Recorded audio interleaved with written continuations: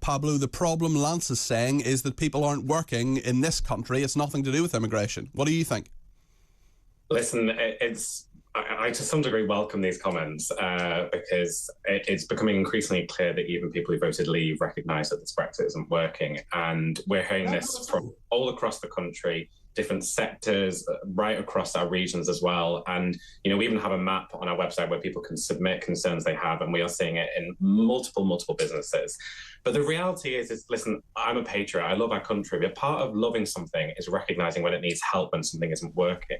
This Brexit experiment of sort of Fortress Britain, it hasn't worked. Not because we haven't tried. Four prime ministers have tried, but because it doesn't suit a modern world.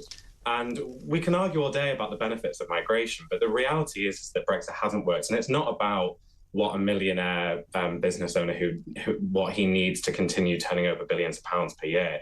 It's actually about what Brexit is doing to our communities across the country. And it's costing us £1 million per hour. It's costing us £1 million per hour. What's your evidence for that? That's ONS figures. That's from the government. And that is when that filters down to communities, it means that your prices are higher. It means that your energy bills are higher. So it isn't really about, you know, whilst I welcome what this guy has said, it's not about that. It's about how it is hurting our communities, and that is what we've got to fix. Lance, Brexit is costing us £1 million an hour apparently, and it's hurting our communities.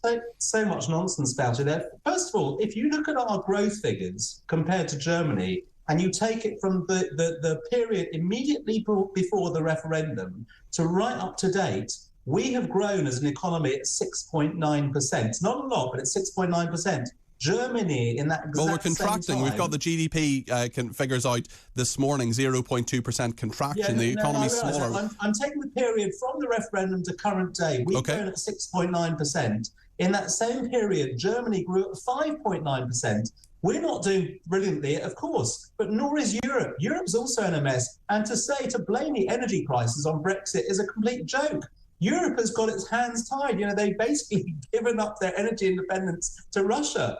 That is part of the problem. You know, that's nothing to do with Brexit at all. You know, people blame everything for Brexit. It's not Brexit. There are problems around, you know, not just here, USA, in Europe, right across the world, there's sort of problems. Okay. And we actually have, you know, we have the second lowest debt to our GDP in the whole of the G7. Our inflation levels are lower than the EU.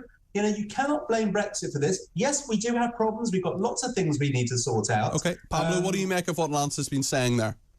Listen, this argument always comes back to facts and figures. This is about people. It's not about these statistics that people can twist and turn all they want. For the record, to be clear, my statistic came from the government. That is, so let's just be really clear about that.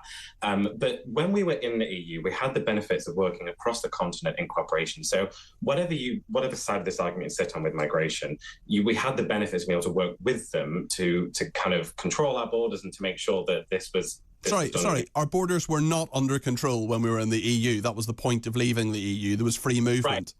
And how's that worked out? Well, I'm not saying it's worked out badly or well. I'm saying you're incorrect. We did not have control of our borders. Things have got worse since we've left the EU. And the fact is that once we left the EU, we were letting... So what do you want to rejoin the EU? We've got John who's sent us a tweet saying Brexit is not an experiment, it is a reality. So Pablo needs to accept that and move on. The UK will never rejoin the economically and politically corrupt European Union. Okay, well, I mean, I think for the United Kingdom in recent political times to talk about political corruption is a little ironic. At least we can sign off our accounts. Sorry? At least we can sign off our accounts, unlike the EU. Time and time again, auditors fail to sign off their accounts. The EU is, by definition, a corrupt institution. The EU has done an enormous amount of good for this country and across its continent. I would never argue that the European Union has been perfect. No one can argue that any country is perfect. But once again, the reality of Brexit, I agree that Brexit is a reality. Listen, we had the referendum, and the reality is during that referendum is that we didn't have a sensible conversation about migration. It has always been, get it down, put a cap on it, it's terrible. We've never had a real, sensible, honest conversation about how migration benefits. Lance, there is a point there from Pablo, is there not? That there is good immigration and there is bad immigration. I feel intensely relaxed about people who want to come to this country, who want to do the jobs that we don't want to do, or alternatively, do the jobs where they're are vacancies. If doctors want to come to this country from India, for example, I am very, very relaxed about that. That's what I'm not happy about, is people coming across in small boats illegally. We do have serious problems in our economy, and we just have people in this country, Lance, don't we, who just don't want to do the kind of jobs that there are vacancies for.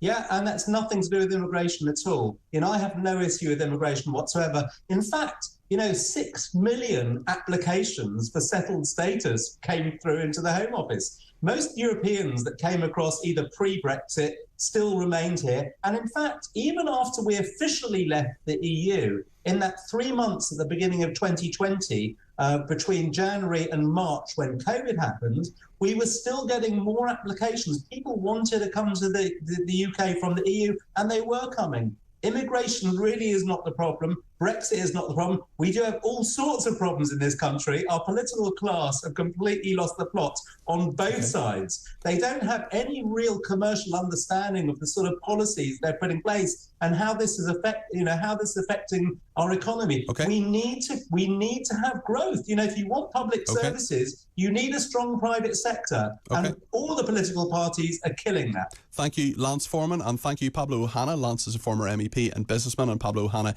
is Head of Communications at the European Movement UK.